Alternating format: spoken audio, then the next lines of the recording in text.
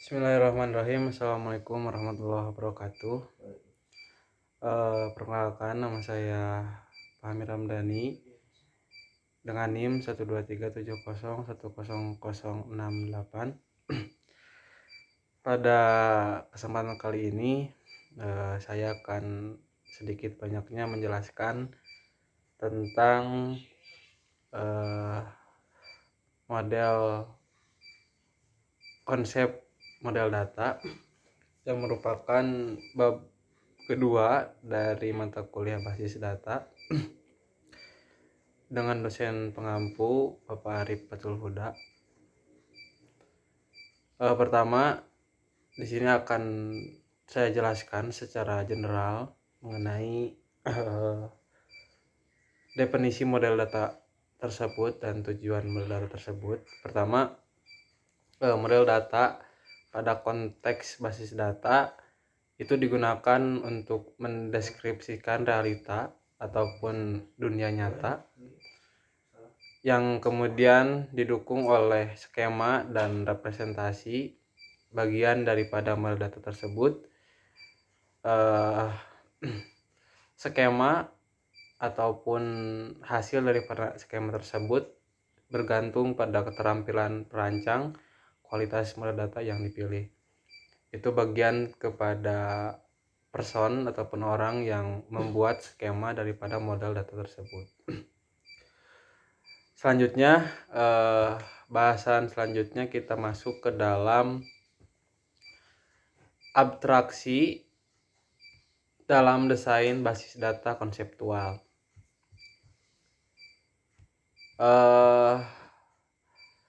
Abstraksi didefinisikan sebagai proses di mana kita secara selektif memilih karakteristik dan properti esensial dari sekumpulan objek dengan menghilangkan ataupun mengabaikan detail yang tidak relevan serta perbedaan-perbedaan individu di antara objek tersebut. Sederhananya bahwasanya abstraksi itu proses kita memilih ataupun memilah daripada karakteristik data dengan menghilangkan spesifik daripada data tersebut. Kita masuk ke dalam contoh biar paham. Objek yang kemudian kita bahas yaitu tentang sepeda. Bahasanya sepeda itu memiliki beberapa karakteristik, dimulai daripada merek, warna cat, dan ukuran daripada pelek ataupun ban. Nah, yang dimaksud abstraksi di sini, kita memilih ataupun karakteristik yang dipunyai oleh sepeda tersebut hanya esensinya ataupun makna lebih mendalamnya. Contohnya yang tadi saya sebutkan, merek dan lain sebagainya itu masuk kepada spesifik ataupun detailnya. Maka esensi daripada sepeda tersebut ia adalah memiliki dua roda, setang, dan digunakan untuk transportasi. Sehingga tadi apa yang saya katakan, merek dan sebagainya itu tidak termasuk kepada proses abstraksi yang saya maksud. Lalu kemudian untuk lebih jelasnya, terdapat beberapa jenis abstraksi dalam desain basis data. Pertama itu ada klasifikasi, yang kedua ada agregasi, yang ketiga ada generalisasi. Yang kemudian nanti ke depan saya akan bahas secara satu persatu sehingga dapat dipahami dengan mudah. Pertama, jenis abstraksi dalam desain basis data yaitu ada klasifikasi, di mana mekanisme abstraksi mendefinisikan sebuah konsep umum sebagai kelas objek di dunia nyata.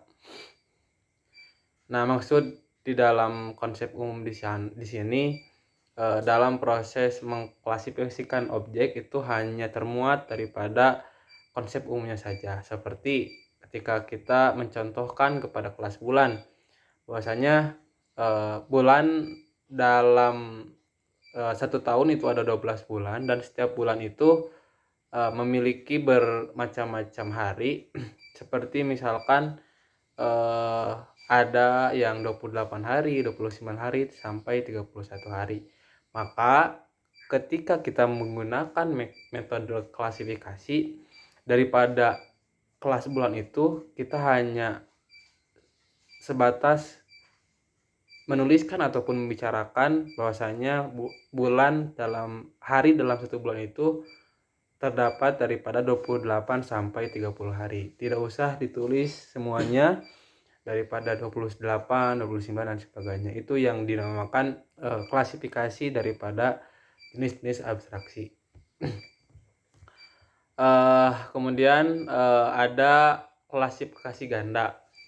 Contoh misalkan ketika kita fokus kepada objeknya itu adalah kursi hitam, maka kursi hitam tersebut kita bisa klasifikasikan menjadi dua kelas itu, karena ya kita membicarakan tentang klasifikasi ganda. Contohnya misalkan kursi masuk terhadap perabot hitam, atau kursi hitam juga masuk kepada kelas kursi, sehingga si kursi hitam ini mempunyai dua kelas gitu. Yang pertama kursi, yang kedua perabatan hitam.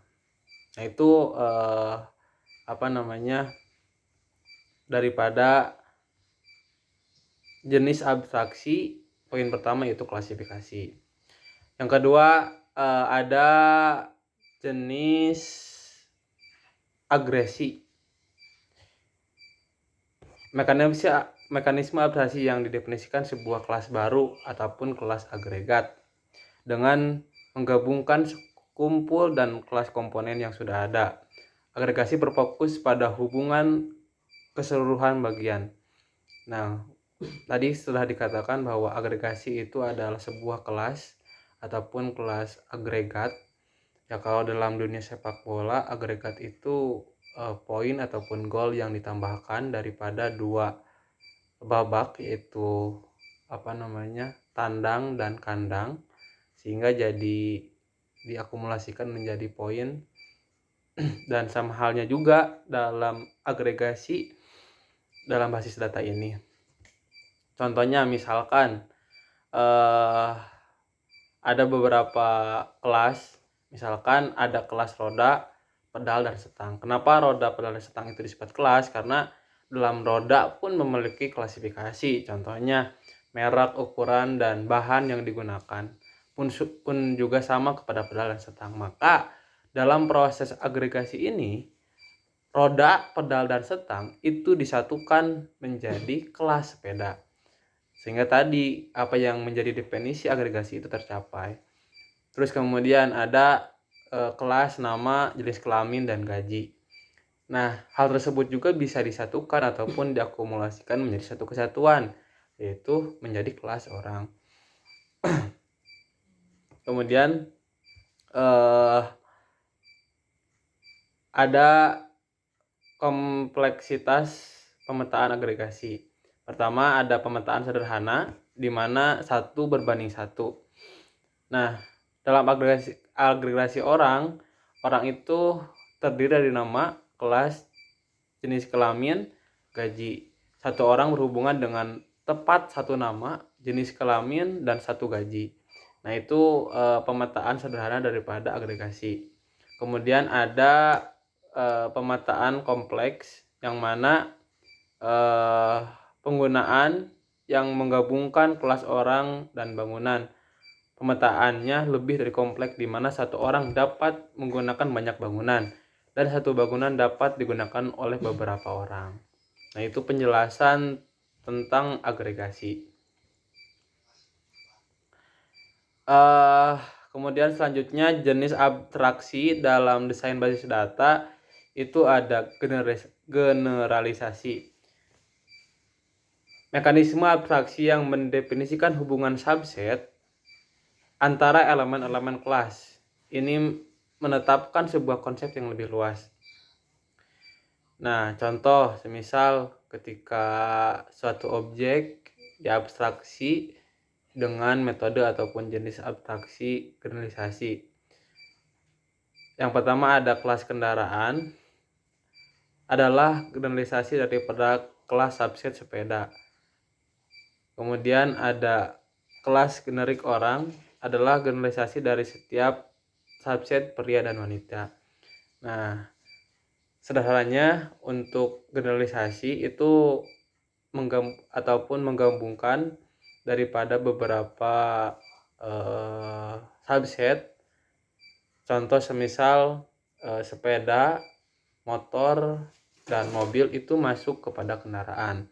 Subsetnya itu ataupun kelas daripada generalisasi itu masuk kepada kendaraan. Kemudian ada pria dan wanita, itu pun masuk kepada kelas generik orang. Sehingga kalau di matematik gitu ya, bahwasanya ketika ada subset himpunan A 1 2 3 pun himpunan B itu 1 2 3, maka A itu subset dari B karena ada elemen dari A dan di B pun ada elemen dari A, sehingga itu bisa dikatakan subset.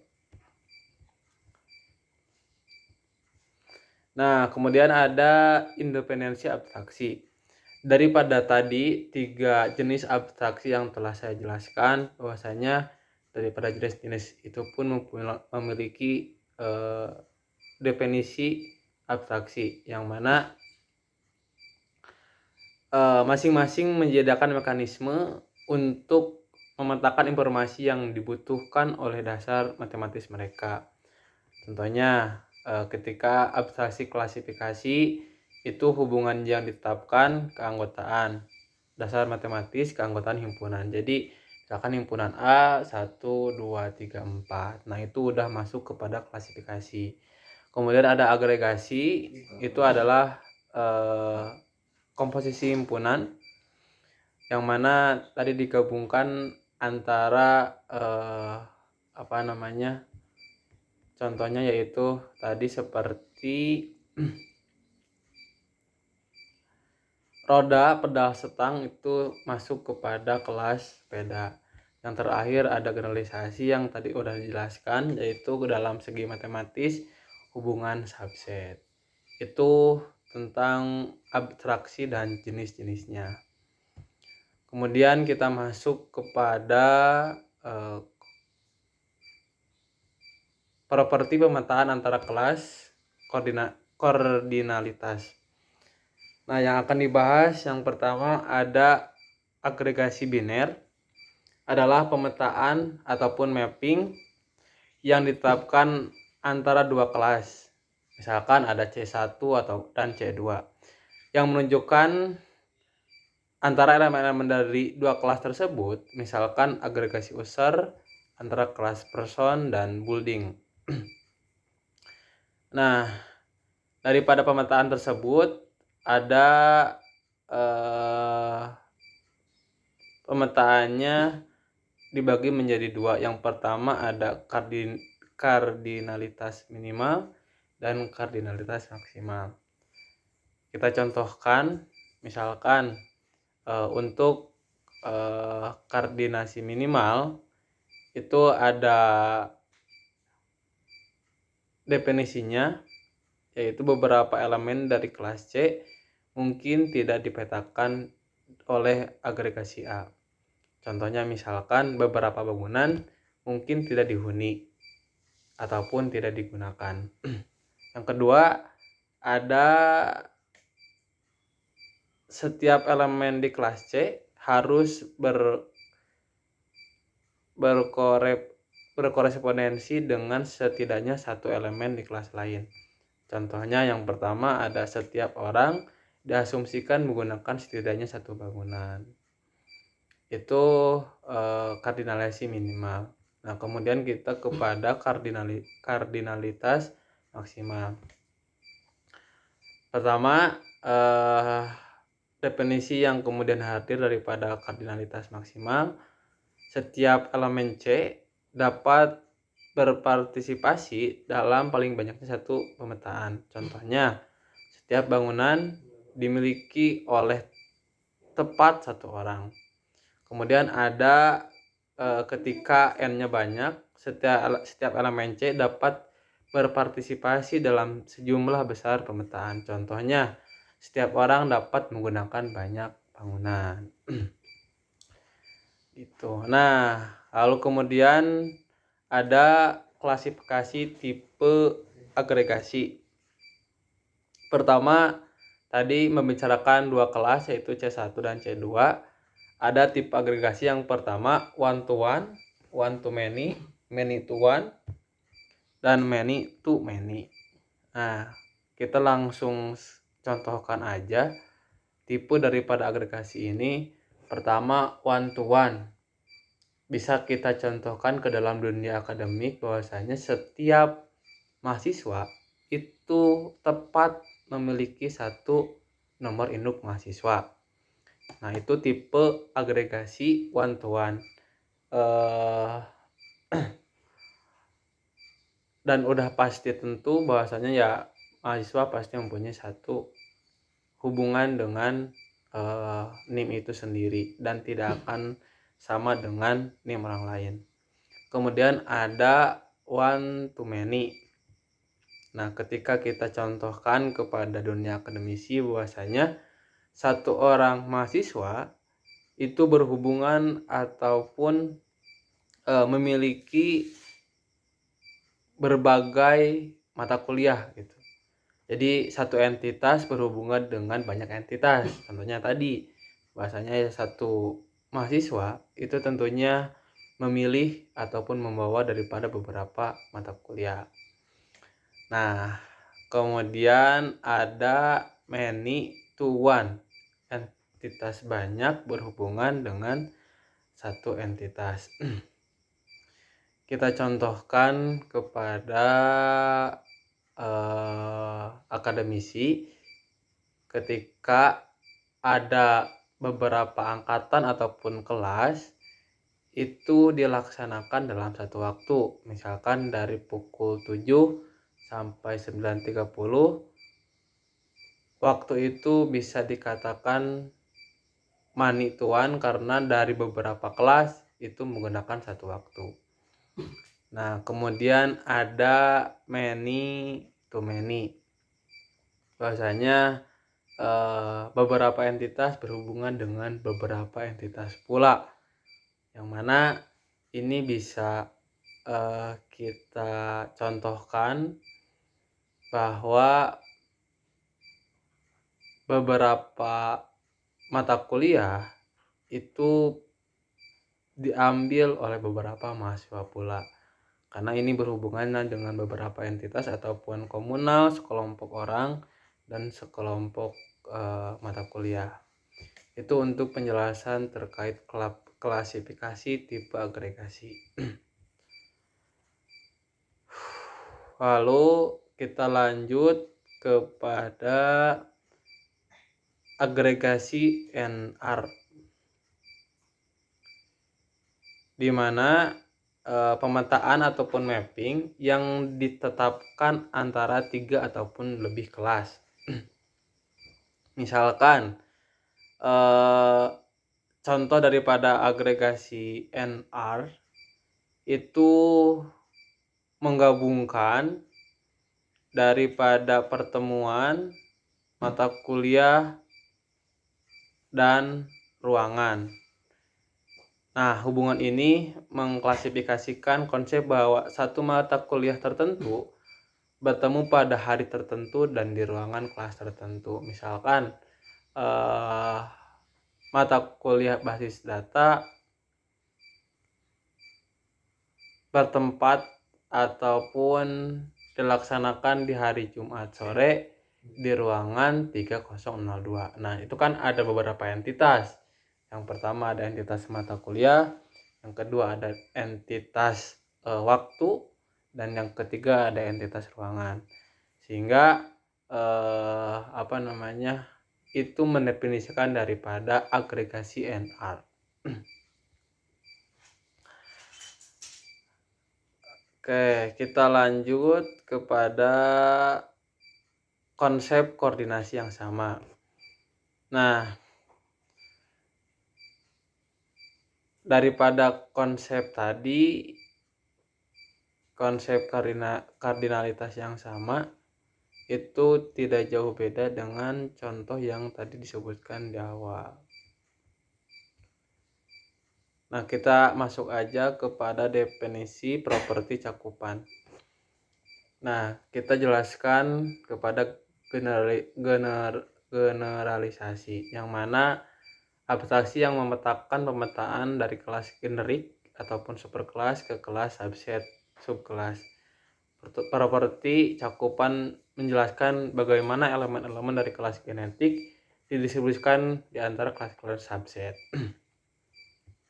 Nah, contoh misalkan kita cakupan total dan parsial. Nah, ketika cakupan total, setiap elemen daripada kelas generik dipetakan ke setidaknya satu elemen daripada kelas subset.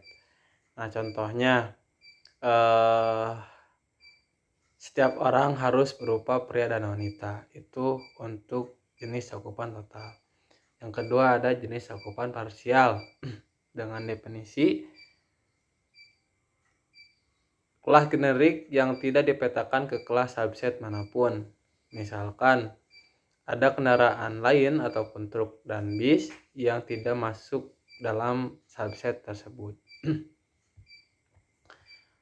Itu terkait cakupan total, parsial dan parsial yang masuk kepada properti cakupan. Nah, itu beberapa daripada kombinasi cakupan yang tadi dijelaskan, daripada tetap kepada nyambung kepada abstraksi, daripada agregasi dan generalisasi. Kita masuk sekarang kepada definisi model data ataupun jenisnya. Model data bisa kita katakan adalah koleksi konsep yang digunakan untuk mendeskripsikan sekumpul data dan operasi untuk memanipulasi data tersebut.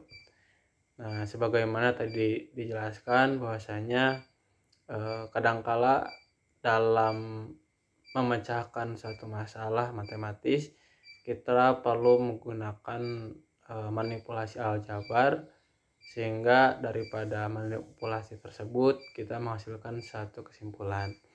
Nah, sama halnya dengan memproses data ataupun model data itu menggunakan operasi manipulasi data. Pertama ada model dapat dirincikan menjadi konsep, dibangun menggunakan mekanisme abstraksi, yaitu klasifikasi, agresi, dan generalisasi. Yang kedua, representasi dijelaskan melalui sintak ataupun notasi. Ada dua jenis model data. Yang pertama ada model konseptual yang memiliki tujuan mempresentasikan realitas pada tingkatan abstraksi yang tinggi, digunakan dalam desain basis data awal yang menghasilkan deskripsi realitas yang mudah dipahami dan direpresentasikan oleh manusia. Yang kedua ada model logis, digunakan oleh DBMS merepresentasikan data yang dapat diproses oleh komputer. Digunakan untuk menerjemahkan skema konseptual menjadi struktur yang dapat diimplementasikan dan mudah dipetakan ke struktur fisik ataupun data. Nah, itu jenis ataupun dua model data yang bisa kita lakukan dalam mengorganisir data tersebut. Lalu selanjutnya dalam desain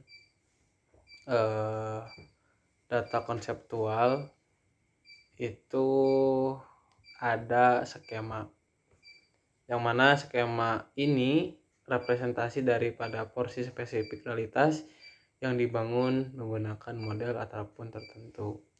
Nah, skema di sini memiliki fungsi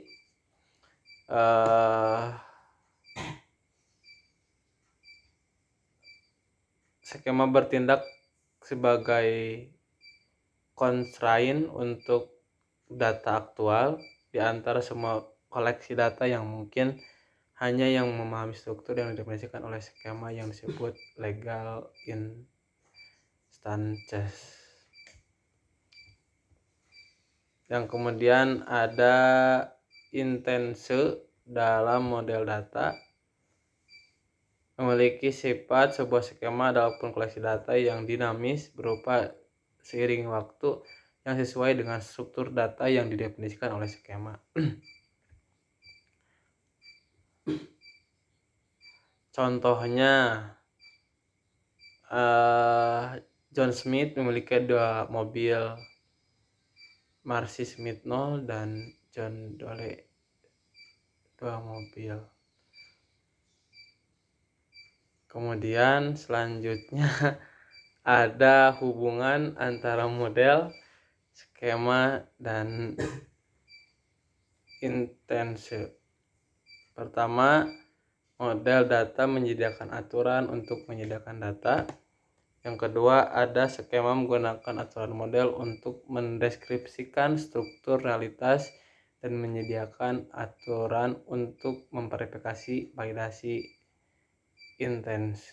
Yang ketiga, ada intent adalah data aktual pada waktu tertentu yang harus memenuhi aturan struktural yang ditetapkan oleh skema. Sehingga untuk memanipulasi data ada beberapa hal yang harus dipenuhi, salah satunya tadi yaitu model data, skema, dan intense.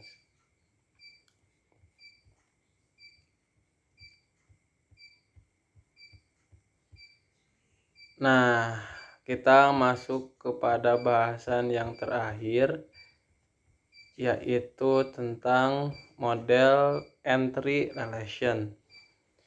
Model entry relation di sini adalah model data yang paling banyak digunakan untuk desain konseptual basis data. Nah, kemudian fokus pembahasannya kepada tadi 3 jenis abstraksi, yaitu klasifikasi, agregasi, dan generalisasi. Elemen dasar daripada entry relationship, yang pertama ada entitas, yang kedua ada hubungan relation, dan yang ketiga ada atribut.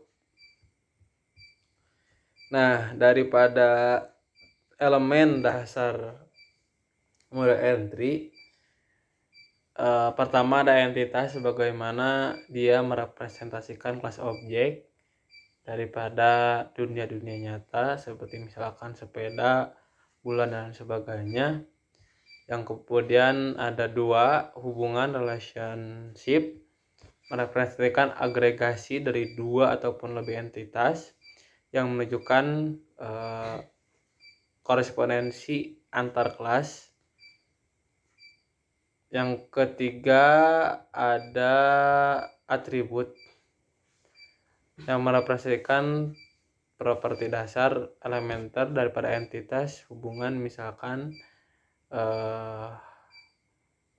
nama, number, dan lain sebagainya. Daripada gabungan 3 elemen dasar tersebut menyatu menjadi elemen dasar model entry relationship. Begitu. Nah, tadi dari apa yang telah dijelaskan dari awal hingga akhir, erat kaitannya dengan sebuah hubungan relasi. Bagaimana tadi sebuah data memiliki hubungan antara entitas dengan entitas yang lainnya, ataupun beberapa entitas dengan entitas lainnya, sehingga nyambung kepada mekanisme abstraksi dalam model IART. Yang pertama, abstraksi klasifikasi. Konsep dasar IART adalah aplikasi langsung daripada klasifikasi. Pertama, entitas merepresentasikan kelas objek dunia nyata dengan properti yang sama. Yang kedua ada hubungan relationship, merepresentasikan kelas fakta atomik yang menghubungkan dua ataupun lebih entitas. Dan yang terakhir ada atribut, merepresentasikan kelas nilai yang menunjukkan properti atomik dari entitas ataupun hubungan. Nah, yang kedua ada abstraksi agregasi, entitasnya yaitu atribut-atribut. Yang kedua hubungannya dari entitas dan atribut ke atribut jika hubungan itu sendiri memiliki atribut. Yang ketiga ada atributnya yaitu agregasi dari beberapa atribut. Yang terakhir ada abstraksi generalisasi. Abstraksi generalisasi diwujudkan melalui hierarki generalisasi dari subset antara entitas hubungan strip A melingkup fokus utama pada model entitas. Berbagai eksistensi model lihat yang menetapkan generalisasi pada hubungan ataupun atribut.